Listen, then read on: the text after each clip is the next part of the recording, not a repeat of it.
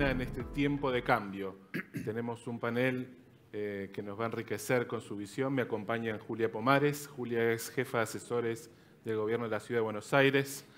Hoy su trabajo está comprometido con la consolidación de la visión de país y la narrativa y el proyecto de gobierno de Juntos por el Cambio.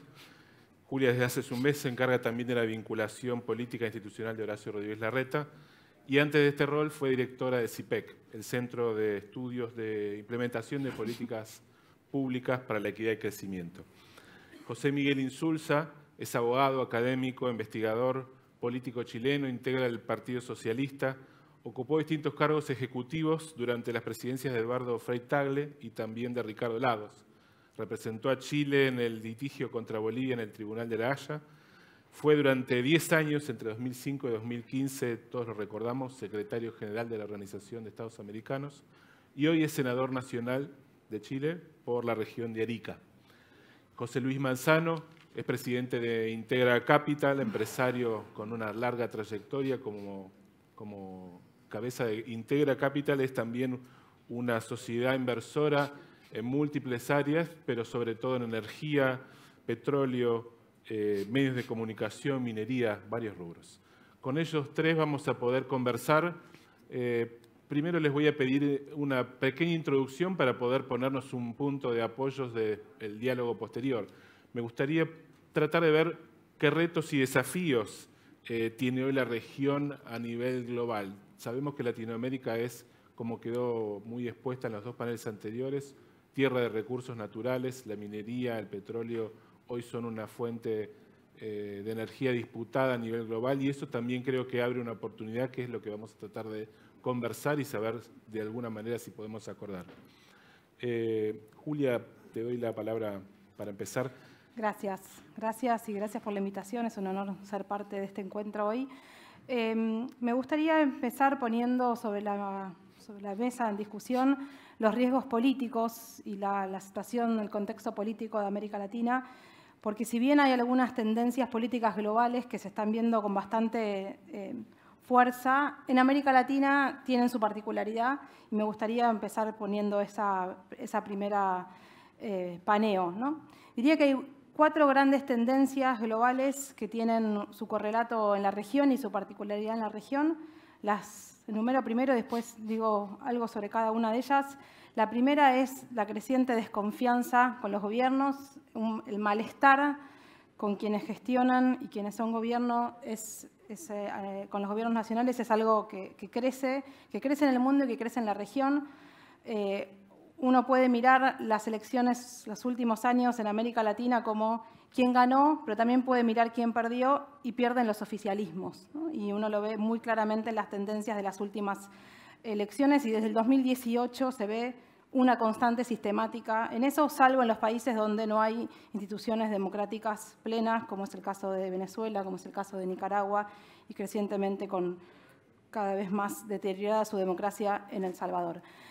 La segunda tendencia que también es de la región, digo, es global y afecta a la región, es la polarización, que sabemos, ¿no?, que cada vez más las tendemos, y bueno, quizás la democracia estadounidense es la que más claramente se ve, pero que en la región también tiene su correlato, nuestra famosa grieta, pero que en América Latina tiene algo, me parece, particular, que es que tenemos polarización y fragmentación al mismo tiempo, ¿no? Y esto es algo que es bastante particular y que le impregna una dificultad mayor a los gobiernos, sobre todo a los gobiernos en los parlamentos, ¿no?, y en el Congreso.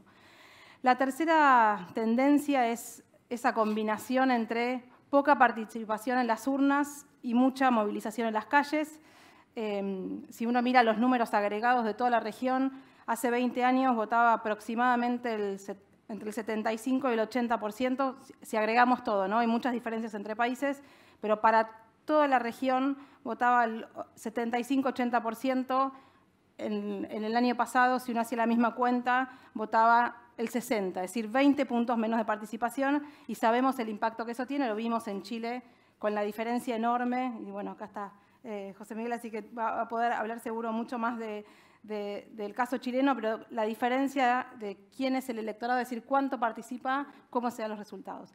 Y una última tendencia que me parece que es muy importante para la región, que es la insatisfacción con la democracia, que no es solamente la desconfianza con los gobiernos, sino la insatisfacción con el régimen democrático. Y creo que eso, en una región con tales niveles de desigualdad y sobre todo de crecimiento del narcotráfico, de las tendencias en la inseguridad, nos interpela aún más a las respuestas. Y creo que en ese contexto es donde hoy tenemos que operar, y creo que también pensando en qué cosas hay que adaptar, no simplemente diagnosticando. Una cosa que me parece muy importante para adaptar, y con esto termino, es que las expectativas son cada vez mayores, por lo cual la demanda tiene que ser resuelta, o al menos esa expectativa, en tiempos más cortos, ¿no? Y me parece que muy fuertemente lo estamos viendo en la región con las lunas de miel cada vez más cortas, ¿no? Si uno mira las últimas presidencias en varios países, el nivel de aprobación de los presidentes cae mucho más rápido, por lo cual también Horacio Rodríguez Larreta dice que el próximo gobierno va a tener 100 horas, ¿no? 100 días para sentar un nuevo rumbo. Creo que hay una necesidad muy grande de entender esas expectativas y cómo dar respuesta a eso, cuando muchas veces los tiempos, sobre todo, por ejemplo, de los temas que nos estamos discutiendo hoy, proyectos que son de muy largo plazo, que requieren manejar esas expectativas, cómo administramos expectativas muy exigentes con tiempos que requieren, para ser sostenibles y para que los cambios y los procesos de desarrollo sean perdurables, mucha más paciencia, ¿no? Entonces creo que esa complejidad quizás diría que es algo central del contexto de hoy, y es lo donde más tenemos que poner foco de cara a los desafíos de América Latina. José Miguel. Bueno, para no repetir, voy a tomar... creo que, por lo menos yo generalmente cuando hablo de estos temas me refiero a una frase que todos aprendimos allá por los años de la elección de Clinton en Estados Unidos, y algunos de sus consejeros que le aconsejó ceñirse por una frase: "The economy is stupid". Y la economía, y la verdad es que toda esta crisis de política que se ha producido en América Latina tiene un correlato muy claro en la situación económica. Lo recordaba yo ayer en una comida por aquí que tuvimos, está lejano el tiempo en que el Economist colocaba una portada con un Cristo Redentor, que era un avión jet que subía hacia los cielos, y algunos incluso sugerían que tal vez había que dar vuelta el mapa del mundo y poner a los países de América del Sur, sobre todo los de América del Sur, hacia arriba. Eso se desplomó allá después de la crisis mundial, por la idea bastante equivocada probablemente de muchos de nuestros gobiernos de que esta vez no íbamos a ser parte de la crisis mundial, sin darnos cuenta que realmente las cosas que nosotros vendíamos las compraban otros que ahora estaban en crisis, y por lo tanto, como fue anunciado en las reuniones del Fondo Monetario y del Banco Mundial por allá por el 2013-2014, nuestras economías iban a tener un crecimiento muy lento, cuando no un crecimiento negativo. Ahora, cuando ocurrió eso, no estoy diciendo que aquí no hayan habido también fenómenos de mal gobierno, de corrupción y otra serie de cosas, por cierto que existieron, pero el clima en el cual se desarrollaron hizo que la gente perdiera la confianza en los gobiernos, y los gobiernos pasaron, como tú decías muy bien, a ser más débiles. La democracia resistió, todos los países hicieron elecciones finalmente, tuvo algún par de problemas, habrá existido, pero se produjo una fuerte polarización también por los sistemas políticos, y nuestra región ha enfrentado esta situación, y eso es lo más dramático, esta situación de cambio tan grande que se está produciendo en el mundo hoy día, esta nueva revolución industrial, en condiciones bastante más precarias que las que tenía cuando comenzó este nuevo siglo. Y yo creo que ese problema naturalmente nos arroja muchas dificultades nuevas, las cosas que se han conversado acá. Tenemos un problema de productividad, que es un problema muy fuerte. Tenemos un serio problema también de desigualdad, y la pobreza ha aumentado bastante también en estos años de caída. Tenemos un problema de una vulnerabilidad de la gente. La verdad es que La ciudadanía, hay mucho menos latinoamericanos pobres que los que había hace 25 años atrás, desde luego. Pero su vulnerabilidad es muy grande. La posibilidad de caer de nuevo en la pobreza por pérdida de trabajo, la baja calidad de las pensiones cuando fallecen, los problemas de delincuencia, los problemas de la criminalidad también están presentes en sus vidas, y no en las vidas de los más ricos, sino incluso en las vidas de los más pobres, que probablemente sufren esos fenómenos de manera mucho más dramática. Entonces, eso requiere, yo creo, una renovación de la política y una acción estatal algo distinta a la que hemos tenido hasta ahora. Yo creo que la debilidad, la última debilidad, además de las que he señalado, es la debilidad de nuestros gobiernos. Finalmente, los estados o los países, para poder desarrollar todas las cosas de que se ha hablado en este seminario acá, tienen que ser gobernados. Y nuestros países no están siendo gobernados adecuadamente. Es una realidad que es muy fuerte. Esto no es un tema tanto de quién es de izquierda y quién es de derecha. Fíjense ustedes que cuando yo estaba en la OEA, ahí coexistían Álvaro Uribe con Hugo Chávez. Y ahí había gobiernos de todos tipos, y sin embargo, de alguna manera se producían ciertos consensos porque existía la conciencia de que estos eran gobiernos fuertes, que estaban todos de alguna manera gobernando sus países. A algunos no nos gustaba cómo los gobernaban, estaba en riesgo la democracia en algunos, por cierto, pero por lo menos existía, no solamente gobernabilidad, sino que mucha gobernanza también. Y yo creo que eso es el problema que ha tenido América Latina en el último tiempo, en estos últimos 10 años. Creo que superarlo es un tema esencial si queremos jugar un papel real en la situación mundial de hoy día. José Luis, las crisis pasan, pero los desafíos para América Latina todavía esperan. Eso es me parece que también es una tarea que nos impone a la región, encontrar alguna fórmula de cómo alcanzarlo, ¿no? Sí, para no repetirnos sobre Julia y José Miguel, yo creo que tenemos que ver en dónde podemos tener alguna fortaleza excepcional, para ver si desde esa fortaleza excepcional se puede construir un modo de abordar los problemas. Y la región tiene dos fortalezas excepcionales, dejando de lado los recursos naturales. Saquemos los recursos naturales, sin recursos naturales, asumiendo 0 recursos naturales. Una es una región libre de guerra. Y eso lo hicimos los gobiernos democráticos. Esta es una región libre de guerra porque lo hicimos los gobiernos democráticos. O sea, yo crecí en un pequeño pueblo donde el pueblo estaba organizado para defendernos de los chilenos cuando las cosas andaban mal en la economía argentina y para invadir los chilenos cuando las cosas andaban bien. Llegamos a tener 4.000 soldados en ese pequeño pueblo. Había más soldados que civiles, porque es un pueblo cuasi fronterizo, que hay pasos. Y yo crecí en un país donde había oposición a construir el túnel subfluvial porque nos iban a invadir los brasileños. Hoy eso no existe. O sea, hoy eso en Argentina se piensa el futuro de la mano de Brasil y, no sé, la coalición de Juntos por el Cambio piensa cómo encajar su vínculo con Lula y el gobierno actual piensa que se va a salvar por Lula. Entonces, la diferencia, ¿no?, con el continente europeo, que en teoría es la cuna de la civilización occidental moderna, donde se matan entre ellos todo el tiempo. Han estado en guerra todo el tiempo desde que yo nací. Siempre hubo una guerra, siempre hubo alguno matando a otro. En el mundo hay guerras, nada más que no son entre blancos. Entonces, como no son entre blancos, no hablamos. O sea, Yemen es bombardeado sistemáticamente todas las semanas. Entre Israel y los palestinos se matan todas las semanas. Pero ya están parte del paisaje que no se habla, pero ahora se matan en Ucrania. Y antes se mataban en Kosovo, en Serbia. Entonces nosotros tenemos un diferencial. Aquí no te van a matar en la guerra ni se van a llevar a tu hijo a la guerra. Entonces, esto es un diferencial. Quiere decir que hay un grado de civilización moderna en nosotros muy alto. De algún lado salió. Quizás salió del sufrimiento, quizás salió de las raíces del genocidio, pero aquí nadie levanta un país para atacar a otro. Eso es una fortaleza de la región. La segunda fortaleza de la región es que tenemos sistemas democráticos muy fuertes.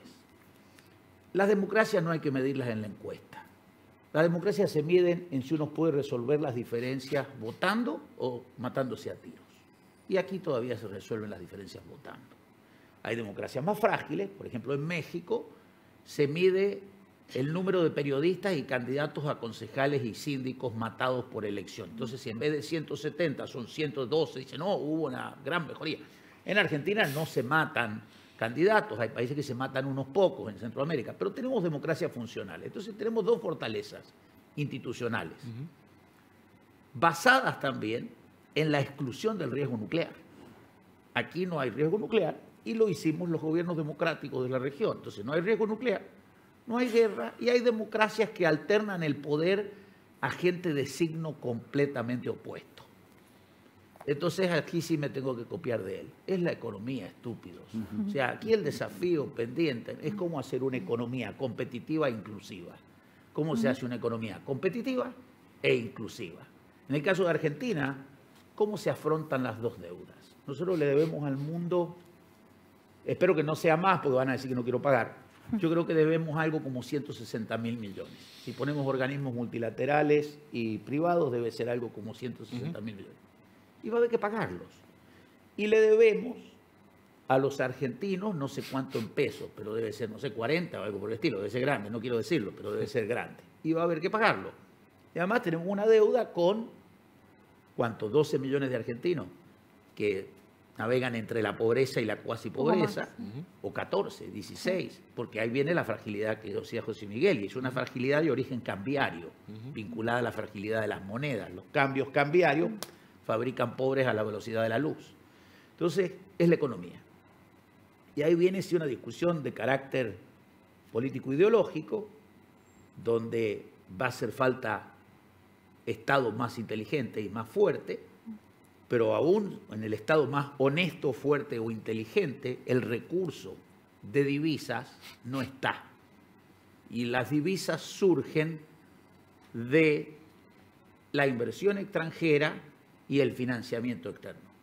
Por lo tanto, los países tienen que tener disciplina para alcanzar inversión extranjera y financiamiento externo. Sin inversión extranjera y financiamiento externo no hay manera de terminar la pobreza en nuestros países. Y eso se hace con regla y estabilidad en las normas. Entonces, con esto quiero terminar.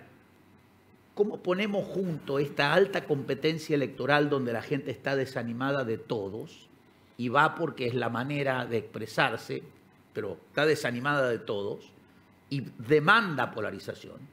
Si uno mira a Brasil, uno puede tener más simpatía por la coalición de Lula, pero también Bolsonaro sacó 48% de los votos diciendo las cosas que dice. Uno dice, ¡ay, qué horror! Y bueno, sacó 48%, quiere decir que hay muchos millones de brasileños que no le parece un horror para nada. Además, los que no le pareció un horror fueron 2 millones al último, pues venían repartidos.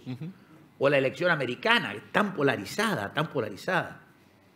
La elección americana tiene enseñanzas, no sé, los negadores del cambio climático perdieron todo, los negadores de la elección perdieron todo. Por lo tanto, yo diría, para las coaliciones de centro-derecha en el mundo hay que mirar esa elección y calmarse.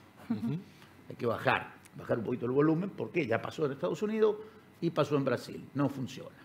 No funciona. Y si funciona, queda tan polarizado que cuesta gobernar. El punto es Estado e inversión privada. Y eso son reglas.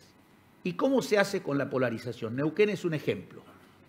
Y Morales está tratando de construir un ejemplo. Hay cosas que hay que dejarlas funcionar. Hay cosas que cuando están hechas no hay que interferirlas. Vaca Muerta funciona, ya hemos pasado 4 presidentes, podría ir más rápido. Y ahí hay cosas que hay que animarse a hacer macro. Voy a tomar las palabras de Alejandro Bulgeroni. A más simple mejor. 60-40, acordate de alguno de los del gobierno actual, 60-40 yo les aseguro 1.000.000 de barriles. Ya se hizo, no hay que inventar nada. 60-40, los van, perforan, ¡pum!, sale el petróleo. Y 40 de 1.000.000 de barriles es más que 60 de 300.000 barriles. Eso es aritmética de tercer grado. Julia, el desafío es articular. José Luis marca una realidad y es que los opuestos, por decirlo así, están diluyéndose. Vos marcabas un poco también los oficialismos como los perdedores de la pandemia, pero no en todos los casos. Ahora vemos Estados Unidos, que también de alguna manera la curva no está favoreciendo a los extremos, pero Argentina necesita articular para encontrar estas oportunidades. ¿Es parte de tu trabajo actual. Sí, antes quisiera volver a lo que decía José Luis.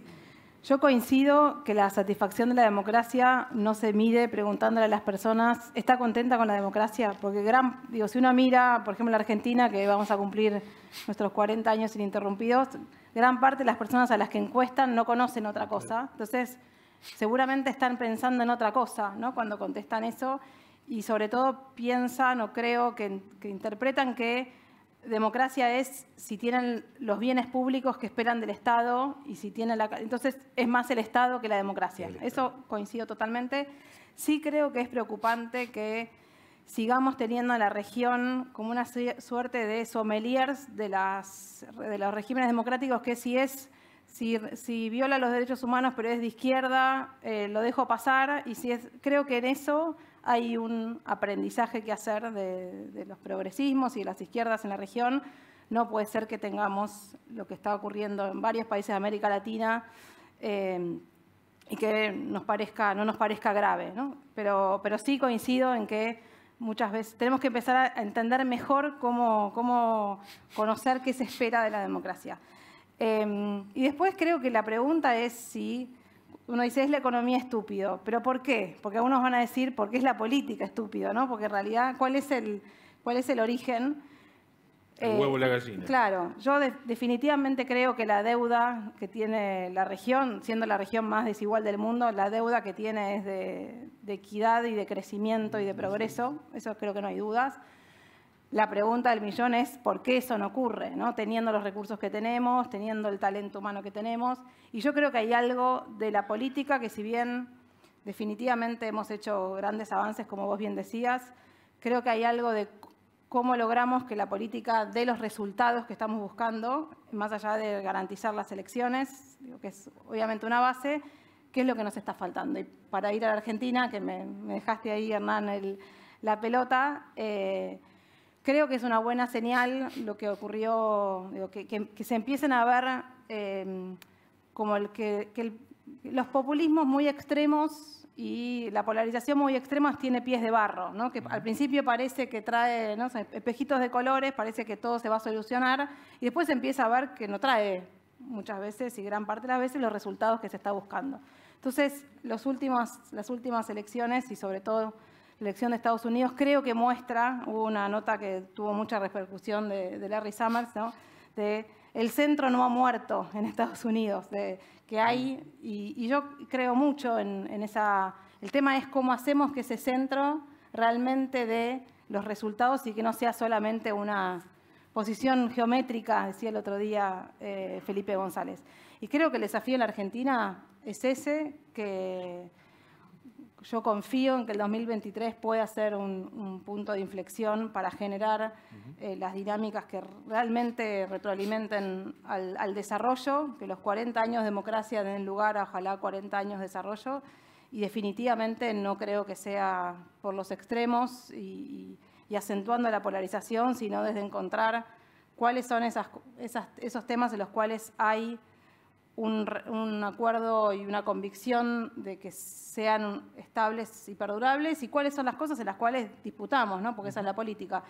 Pero no sé si no sé el porcentaje ahí que ponía José Luis, pero creo que definitivamente. Siempre hay un porcentaje. Sí, definitivamente uno es como. Yo digo porque más o menos 60-40. Mirá la curva de producción de petróleo. A mí me gusta mucho nadar, entonces yo me imagino como los andariveles de la pileta, y bueno, y hay andariveles, después cada uno nada crawl. A mí me gusta nadar pecho, cada uno nada su estilo, pero nadamos en un andarivel y ese andarivel lo conocemos y si me lo sacás yo, ¿no? Como, creo que esa es la discusión que tenemos en la Argentina y bueno, y confío que la vamos a poder saldar. José Miguel, me gustaría preguntarte si, mucho hablamos de este lado de la cordillera sobre cómo Chile consiguió desarrollar su minería compartiendo los mismos recursos, ¿no? ¿Qué podemos aprender de Chile para ver si la Argentina consigue, así como ahora podemos ver que Vaca Muerta funciona, hacer que la minería de este lado también funcione? Mira, yo creo, francamente, además, mi convicción es que el tema es encontrar consensos amplios, más allá de las que son las vertientes ideológicas habituales de la política. Esa es la realidad. no solamente, bueno, lo fue en Chile durante cerca de 30 años, hasta no hace mucho, no hace poco, y de alguna manera volvió también bueno, con el reciente plebiscito, ¿no? Pues lo del plebiscito yo creo que es una lección inmensa. Sí. O sea, de pronto se decidió que de nuevo el voto iba a ser obligatorio. Antes no era obligatorio hasta por ahí, porque el que no quería votar no se inscribía y nadie le cobraba multa ni nada por el estilo. Pero ahora se decidió que todo el mundo tenía que votar y era obligatorio votar. Y de pronto y las encuestas estaban perfectas, parecía muy bien. Parecía que el rechazo iba a ganar por unos 4 o 5 puntos. Y lo que del otro lado la idea era que tal vez había alguna posibilidad de que se produjera un buen empate. Y de repente salieron a la calle 4 millones de electores más nuevos y dieron vuelta a todo. Y no era gente de izquierda, no era gente ni de izquierda ni de derecha, sino que precisamente gente rechazada, yo creo rechazada fundamentalmente la polarización que veía que se estaba provocando. Esa es otra lección interesante. El plebiscito chileno no ha sido bien examinado en ese sentido. No fue un repudio de la política, sino fue por decir ya paren por favor, que realmente este país se puede ir al suelo. Y en eso estamos todavía ahora buscando acuerdos que se van a producir. Pero también aquí se habla de Estados Unidos, la polarización de Estados Unidos, pero ¿qué? Si el gran periodo de la economía y de la historia de Estados Unidos está entre el año 31, 32 y hasta el año 80, cuando la polarización nuevamente empezó a dividir ese país. ¿Y para qué hablar de Europa? Si en Europa los gobiernos podían ser liberales, socialistas, demócratas cristianos, pero al final gobernaban de la misma manera. O sea, yo creo que la única posibilidad real de obtener un desarrollo en este tiempo en nuestros países es precisamente rechazar la polarización y buscar los entendimientos necesariamente entre grandes sectores. Y yo creo que están ahí. Mira, yo por lo menos, tú recordás, yo recuerdo cuando yo era ministro del Interior del presidente Lagos, hacíamos unas encuestas. Y una de las encuestas que además aparece mucho, esta famosa encuesta que dice en un continuo de 1 a 10, en que 1 es la extrema izquierda y 10 la extrema derecha. ¿Dónde se ubica usted? Bueno, los 2/3 de la población se colocan en el 5 y el 6, pues. Esa es la realidad. Más allá de los partidos políticos a los cuales pertenece, porque después uno le pregunta por los partidos y cuando hace conecta las dos cosas, recuerda que hay gente que dice que es de izquierda y se coloca en el 5, y gente que dice que es de un partido de derecha y se coloca en el 6, ¿no? Pero la verdad es que yo creo que la gente, o sea, sobre todo en un mundo en que mal, en los últimos 70, 80 años el mundo ha progresado mucho, ¿cierto? Tenemos todavía, es decir, la esperanza de vida en el mundo es 20 años mayor que lo que era, o 30 años mayor que lo que era hace 50 años atrás. Y la cantidad es que la gente realmente, la gente no quiere que le destruyan su sistema. Yo decía, tiene incerteza, se angustia mucho cuando hay delincuencia, se angustia mucho cuando hay violencia, se angustia mucho cuando las pensiones no alcanzan, etcétera. Pero lo que no quiere es cambiar el sistema de raíz. No quiere cambiar el sistema de raíz, quiere cambios, quiere mejorar las cosas, quiere buen gobierno, pero yo insisto, o sea, desde mi punto de vista, yo la verdad es que, y quiero decirle que cuando yo volví a mi país, desde cuando después de ser secretario general de la OEA por 10 años, me encontré con un mundo cambiado en que la palabra consenso era una palabra fea. Uno no podía usar consenso. Dice, busquemos una compañía, un compatriota que está sintiendo con mucho entusiasmo.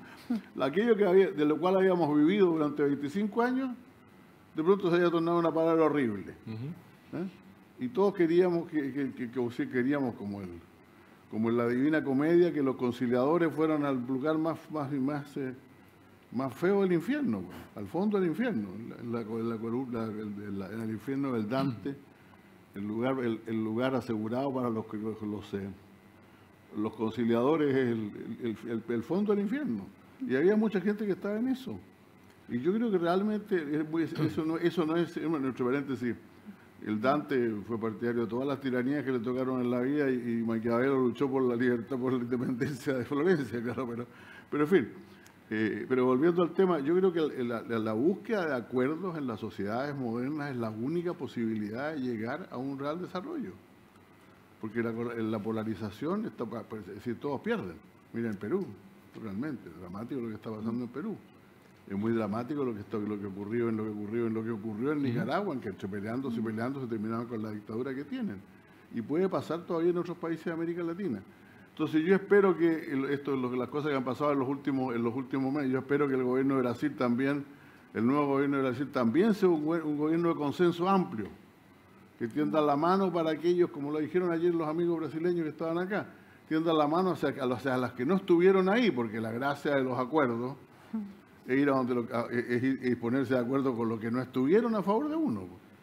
José Luis, es difícil conseguir que la palabra consenso deje de ser fea, como dice José Miguel.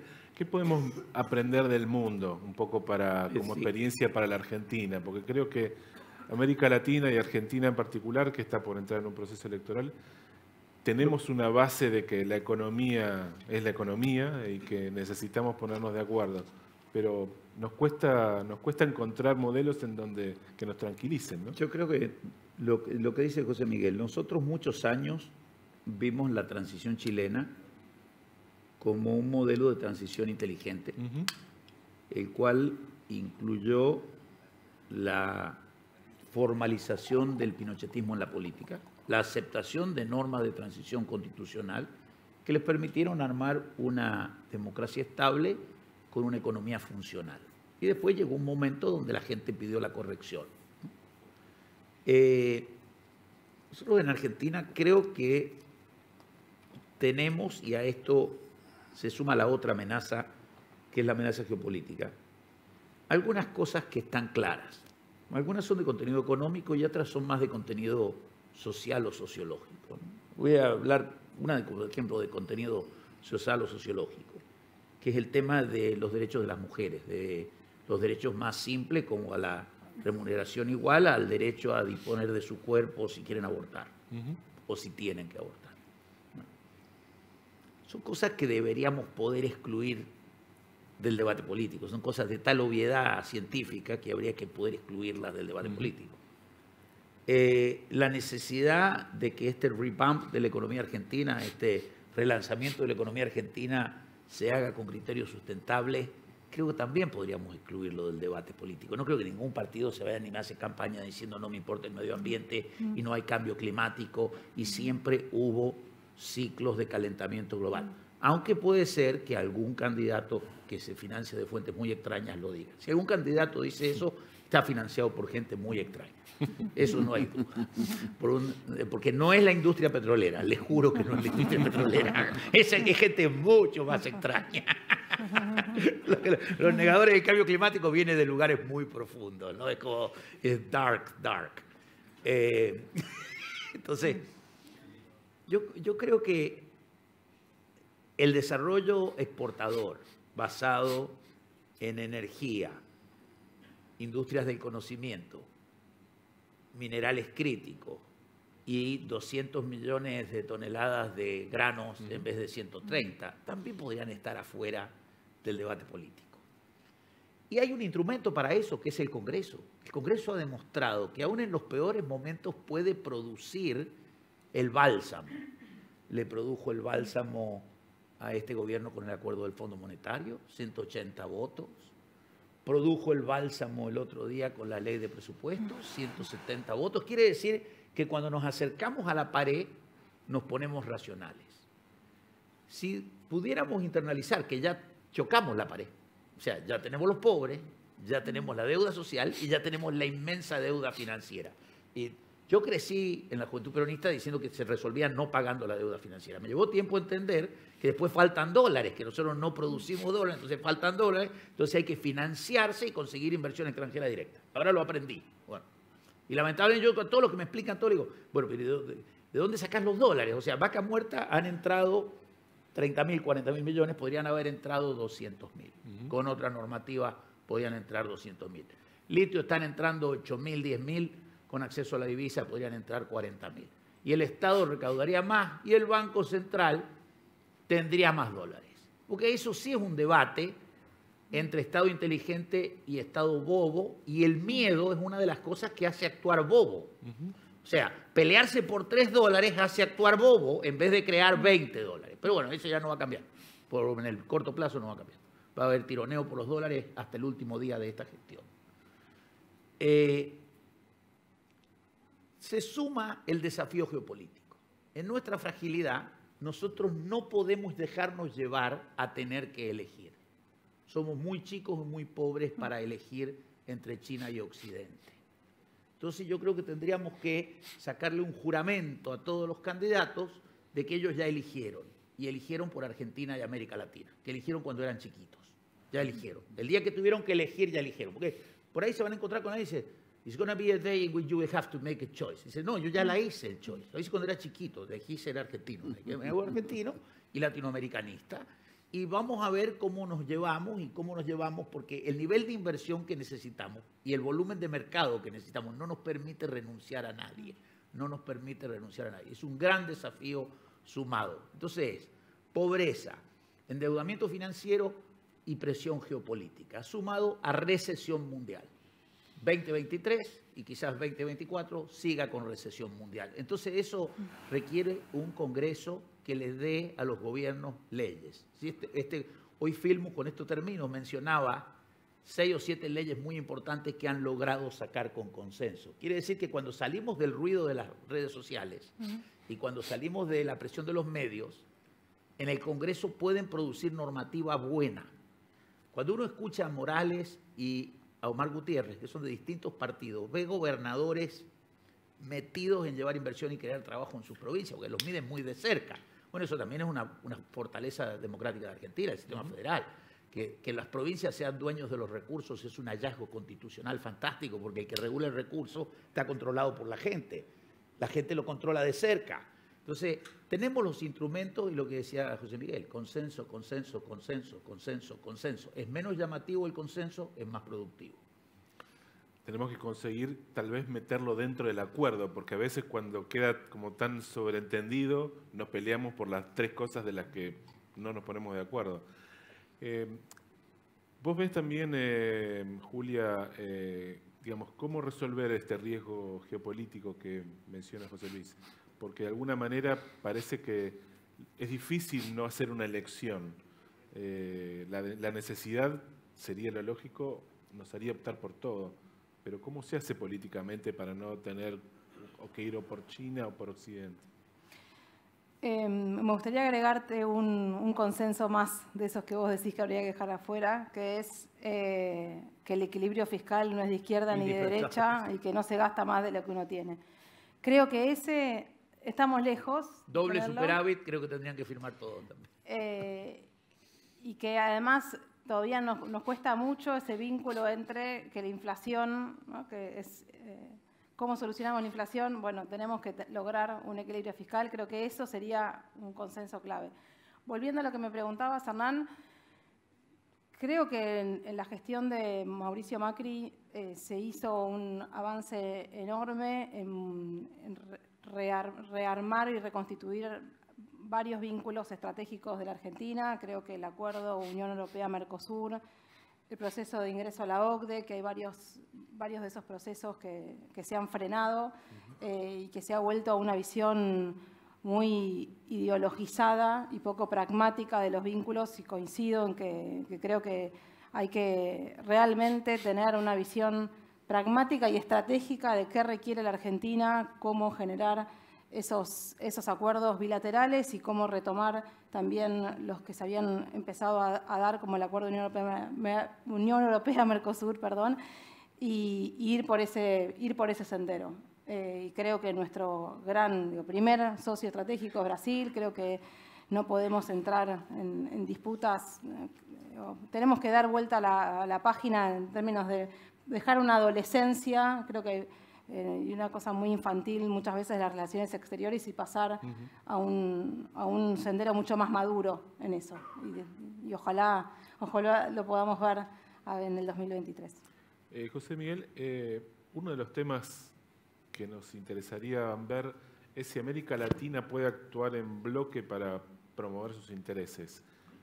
Estuviste en la silla correcta durante 10 años. el clima del mundo cambió, pero la pregunta es, la necesidad de la región no. ¿Podemos llegar a aspirar a un camino, digamos, donde no sea un consenso al 100%, pero donde la región se ponga de acuerdo para defender esos intereses? Yo creo que sí. Ahora hay un cierto disenso en cuál debería ser la región. Yo por lo menos siempre he sido muy partidario de si vamos a ser prácticos, realistas, probablemente América del Sur sea una unidad mejor que ir mucho más allá. A pesar de que hay quienes prefieren hoy día una organización, una OEA sin Estados Unidos y Canadá, lo cual a mi juicio es bastante absurdo. O sea, si vamos a darnos ese trabajo, entendamos que hay una parte muy importante de América Latina que está ligada muy intrínsecamente a Estados Unidos, incluso no solamente desde el punto de vista económico, sino que incluso poblacional. Pero repito, yo creo que América del Sur tiene una unidad que jugar, tiene un papel que jugar y podría jugar un papel importante. Eso existió cuando se creó la UNASUR. Claro. Desgraciadamente la UNASUR, que era una gran idea, fue boicoteada por sus propios fundadores, porque le pusieron normas como que todo tenía que ser por unanimidad, y en un momento determinado teníamos un candidato argentino, entre paréntesis, para secretario general de la UNASUR, que tenía el acuerdo de 9 países y había uno que dijo que no, y se terminó y no fue nomás. Pues. Y ni siquiera por muy buenas razones, sino que simplemente por un capricho. Entonces yo creo que si nosotros no ponemos el tema de la unanimidad como una cosa tan fuerte, es perfectamente posible lograrlo. Y yo creo que en ese caso probablemente tendríamos una entidad política que seguramente podría tener unas relaciones más allá, privilegiadas con los demás países de América. No significaría el fin de la OEA. Finalmente los centroamericanos tienen una organización propia y los caribeños también. Y por lo tanto pueden confluir perfectamente los tres junto con las naciones del norte a una organización de Estados americanos. En la medida en que entendamos que en este momento, en este mundo de 193 países en Naciones Unidas, es difícil pensar en supragobiernos, ¿no? O sea, yo creo que los organismos internacionales, y eso es lo que creo que ha pasado, francamente, con mi organización en los últimos años. Yo siempre pensé en la OEA como un organismo multilateral, en el cual cada país tenía derecho a decir lo que le parecía y mandaba al Consejo, en un régimen parlamentario, si se quiere. Por muy poderoso y importante que pareciera el secretario general, que tiene bastantes facultades, finalmente la decisión radicaba en los países. Si alguien quiere hacer de un organismo, de estos organismos, llámense UNASUR o Organización de Estados Americanos o cualquier otro, un organismo supranacional, eso no va a resultar. Eso no va a resultar. Creo que eso se ha demostrado en los últimos meses y me callo porque no sigo más allá porque es obligación de los ex secretarios generales no hablar de la situación de su organización en el pasado. Está muy bien. Lo que sí pasa es que estamos sin una organización. Nosotros no tenemos, o sea, esta cosa, además de pillarnos en una mala situación, nos ha tomado en un momento en que no tenemos una organización propia, porque la CELAC, todas esas otras cosas no son instituciones. No tienen institucionalidad, no tienen Secretaría General Permanente, no tienen recursos, nadie les pone la plata. La UNASUR sobrevivió mucho tiempo, pero la UNASUR porque Rafael Correa ponía los recursos en Perú, pues. Y le construyó un edificio y hacía otro montón de cosas, si no, no habría existido. Entonces, yo creo que de crear una nueva organización es perfectamente posible, o volver a crear la UNASUR, pero con compromisos de recursos muy claros. Último detalle. Para algunos temas, como los temas de derechos humanos y otros, yo dejaría la OEA todavía por un buen tiempo. No entraría a crear problemas en ese lado, porque desgraciadamente no hay todavía, en algunos países al menos no hay la madurez suficiente para entender que son temas universales que tienen que ser tratados por algún ente autónomo. Ahora, una cosa antes respecto a institucionalidad, además, ¿no?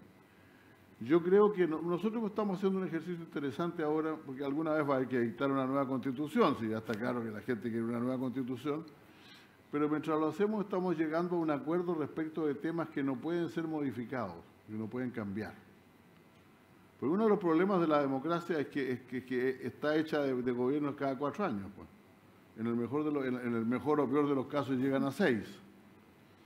Entonces, y resulta que, bueno, todos los especialistas ven que para resolver este problema, se necesitan 12 años, pero el señor que está gobernando quiere que lo reelijan y tiene que entregar resultados en 4. Y eso ciertamente crea una dificultad y por lo tanto hay que tener, a mi juicio, algunos acuerdos claros. Primero, la independencia del Poder Judicial, la autonomía del Banco Central, el respeto por las decisiones del Parlamento, otra cantidad de cosas que son obvias, que hasta hace poco eran obvias, pero ya no son tan obvias para algunos. Y sobre todo el sistema, un sistema electoral que sea plenamente respetado y no contestado por nadie. Porque cuando un país empiezan a dudarse sobre cómo se hacen las elecciones, en ese momento se sepulta la democracia. Y ya estoy hablando de puras cosas que en este momento en algunos países de América Latina están ocurriendo y todavía ponen en riesgo la fuerza y la fortaleza de la democracia. José Luis, ¿la región puede ser una fortaleza para esta búsqueda de consensos que necesitan países todavía como la Argentina? ¿O digamos, podemos encontrar en esos ejemplos que estamos viendo un punto de apoyo que nos ayude a construir? A ver, yo creo, en eso creo que hay que agradecer a IEFA. Aquí nuestros amigos canadienses han sido el catalizador de este encuentro.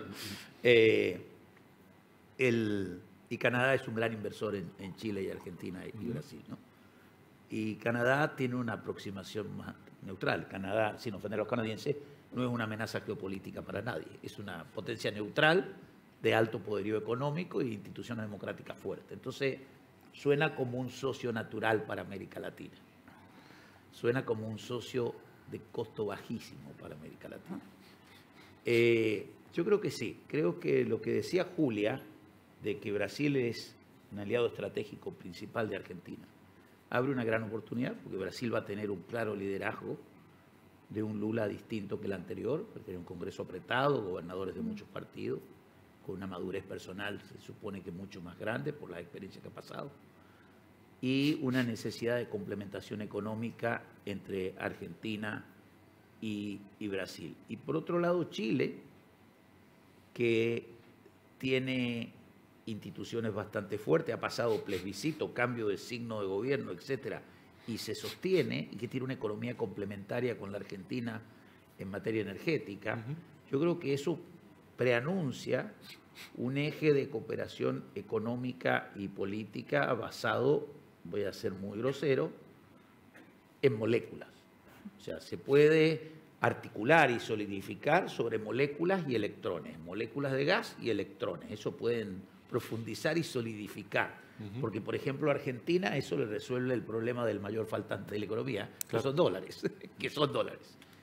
Por otro lado, hay un desafío común en la región, que es lo que decía Julia. Hay una cosa donde nosotros también ya elegimos hace mucho. Nosotros elegimos democracia, alternancia en los gobiernos y derechos humanos, una elección que ya hicimos en la región. Entonces hay un desafío en común, que es que cómo ayudamos a encontrar un mejoramiento institucional que termine en elecciones respetables en Venezuela. Y eso no es ni mandando drones a matar a Maduro, ni dejando, mirando para el costado, sabiendo que en la situación en Venezuela no ha sido una elección aceptada por todos y que hay violaciones de derechos humanos, que puede haber habido mejorías después de la visita de Bachelet, pero que hay asignaturas pendientes que quizás la región puede abordar en forma más eficaz que el abordaje de la administración Trump. Quizá la región con Macron, ojalá. Pero es una cosa que nos tiene que doler. Todos estaríamos más cómodos si no tuviéramos que hablar de eso. Pero no es un problema de comodidad. O sea, hay gente que la pasa muy mal, hay detenidos políticos, hay cosas que existen. Bueno, nosotros somos inversores en Venezuela, pero bueno, esto sucede. Yo cuando la ventaja con la edad es que uno habla en privado y en público lo mismo. Entonces, es una gran ventaja. Y se mete en unos líos terribles. Pero es una ventaja de la edad. Entonces, creo yo que sí. Y creo en esto, que cuando jure Lula, no porque es Lula hay que jurar, o si jurara Bolsonaro, cuando el país más grande resolvió democráticamente una situación política tan polarizada, cuando Chile resolvió un cambio de signo tan polarizado y cuando Argentina va a ir a una elección muy polarizada y el día después los tres gobiernos pueden trabajar en estas cosas que son inmediatas. Son cercanas. Después hay un tema de seguridad ciudadana que se vincula con el narcotráfico, donde también hay que hacer cooperación regional. Porque muchos de los problemas de seguridad ciudadana tienen que ver con el avance del narcotráfico en los centros urbanos. No podemos mirar para el costado. Y hay también un abordaje regional más neutro, lo despolitiza y permite ser más eficaz. Porque yo no creo que ninguno de los partidos democráticos de nuestros países esté vinculado al narcotráfico. O sea, lo sufren todos porque la inseguridad ciudadana la paga quien esté en el gobierno, de cualquier color. Entonces, y esa inseguridad ciudadana está vinculada con una presencia real del narcotráfico. Ya no es la paranoia, o sea, es verdad. Y hay entrada por abajo del narcotráfico en los sistemas políticos. Se ve en Colombia, se ve en Centroamérica, se ve en México y por suerte acá todavía no se ve. Pero si sigue teniendo tanto peso económico en algunas regiones, en algún momento se va a ver. No somos no vulnerables a eso. Entonces yo creo que sí. Creo que esta ola progresista que ha habido en América Latina tiene que ver con lo pendular. O sea, no es que hemos tenido, los que somos más progresistas, una victoria ideológica desde el Ecuador hasta Ushuaia. Tiene que ver con lo pendular, tiene que ver con cómo estaba para el otro lado antes. Y va a seguir pendular, porque responder a las demandas no va a ser tan fácil. Entonces va a seguir siendo pendular. Así que vuelvo a lo mismo que dije antes y que José Miguel. Hay cosas que hay que sacarlas de la pelea corta. Blindarlas en un consenso y dejarlas. Es como los embarazos requieren 9 meses. Hay cosas que requieren más de 4 años. Entonces, una cortitísima. Este milagro de Vaca Muerta se basa en la geología, que no intervenimos ninguno de nosotros, se basa en una normativa de hidrocarburos estable y se basa en una constitución que puso muy cerca de la gente el recurso. Entonces el gobernador, la gente lo ve de cerquita, ven qué hace y qué no hace. Si sucede el milagro minero, se basa en un código que se hizo en los 90 y que no sé si el código es muy bueno o muy malo, pero nadie lo tocó. Y vuelvo a lo de en privado y en público lo mismo, 60-40. 60-40 van a tener 10 proyectos. Insisto con 60-40 porque yo hablo con los actores. Nosotros invertimos en minería, en petróleo, en todo. 60-40 invertí el triple, no hay duda. Y el gobierno recibe mucho más dólares y mucho más impuestos. Así que esto es consenso y creer en el mercado. Estado fuerte que crea en el mercado. El mercado funciona, el mercado no distribuye bien, pero genera riqueza. Nos quedan unos pocos minutos para poder completar este diálogo. Les voy a pedir a los tres una palabra de cierre, va a tener que ser breve. Julia, digamos, me gustaría ver si tenés algún sesgo optimista sobre que podamos llegar a este punto de consenso. A ver si, como dice José Luis, conseguimos detener el péndulo, que no vaya, digamos, que no tarde tanto en ir de una punta a la otra. Sí, soy definitivamente optimista y no solo porque creo que en la dirigencia y sobre todo, bueno, en mi caso claramente que ojalá sea Horacio Rodríguez Larreta quien pueda ser protagonista de ese punto de inflexión. También creo profundamente en la sociedad argentina y creo que tuvimos momentos muy difíciles, nos levantamos, creo que tenemos la gimnasia de caernos y volvernos a levantar. Creo que lo que necesitamos ahora es levantarnos y mantenernos, ¿no?, parados y creo que tenemos esa fortaleza, confío mucho en eso y sobre todo en que podamos encontrar lo que decíamos antes, los temas y los acuerdos que quedan fuera de la disputa, que eso requiere de ingeniería, ¿no?, dirigencial, pero también requiere de que la sociedad tenga esa demanda de desarrollo estable y creo que eso es el enorme desafío de los liderazgos en el mundo y en la Argentina. La palabra consenso quedó, como decía José Miguel, quizás, pero bueno, hay que encontrar nuevas palabras, hay que encontrar nuevas maneras, hay que encontrar también desde la emocionalidad. Creo que también aprendimos que muchas veces es muy racional la manera en que la política ha hablado desde el centro y que hay que encontrar esa manera de interpelar. Y ese es el gran desafío hoy y confío mucho en que lo vamos a lograr. José Miguel. Bueno, yo creo que nuestra región puede recuperar el ritmo en los próximos años de lo que tuvo en la primera década de este siglo, que se fue quedando atrás, ¿no?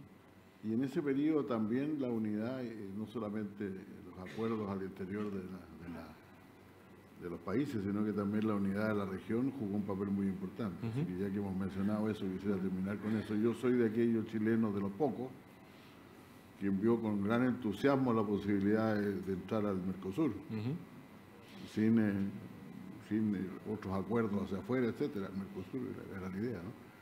Y yo creo que eso fue una pérdida, porque realmente en toda región la integración requiere un hub, como se llama. Sí, sí. Y yo creo que en ese momento lo proporcionaban Argentina y Brasil. Y yo espero que tengamos de nuevo esa oportunidad, espero que tengamos nuevamente la oportunidad de crear una región no solamente políticamente de acuerdo, sino que también integrada económicamente.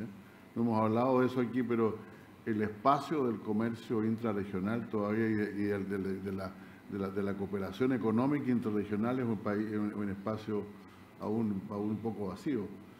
Nosotros hablamos mucho, y ustedes con mucha razón, nosotros también, de nuestras relaciones con China, con Estados Unidos, con Europa, etcétera, pero todavía el espacio sudamericano o latinoamericano, según el gusto de cada cual, está un poquito dejado de lado, y ojalá que podamos recuperarlo en este periodo también. José Luis, la oportunidad está. Sí, solo agregar, escuchándolo a José Miguel me surge una cosa visual, ¿no? Que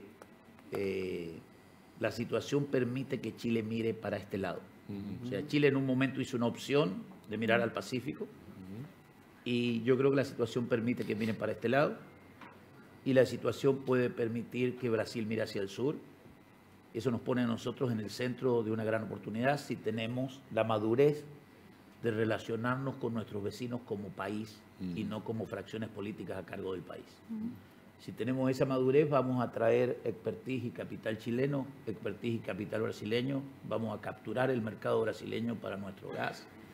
Y si los convencemos a los brasileños que hay que hacer un proceso educativo, de que tienen que electrificar, que los autos no van a andar a hidrógeno, sino que van a andar a batería, y que vamos a venderle la batería o el litio nosotros, la oportunidad es muy grande, es un mercado gigante. En Chile hay mucho conocimiento, Chile tiene una larga tradición minera eficiente, exportadora, tiene instituciones sólidas, así que yo creo que los ingredientes están, y nos queda incentivar la cercanía entre nuestros líderes, incentivar el intercambio cotidiano, semanal, incentivar el intercambio de los gobiernos, los sectores privados, las ONG, porque hay mucho aquí, hay mucho, el potencial. Aquí no hay riesgo de guerra, aquí no hay riesgo de bomba atómica, o sea, aquí hay cosas que comparado con otros lugares del mundo estamos bastante mejor. Estamos mal de pobres y estamos endeudados.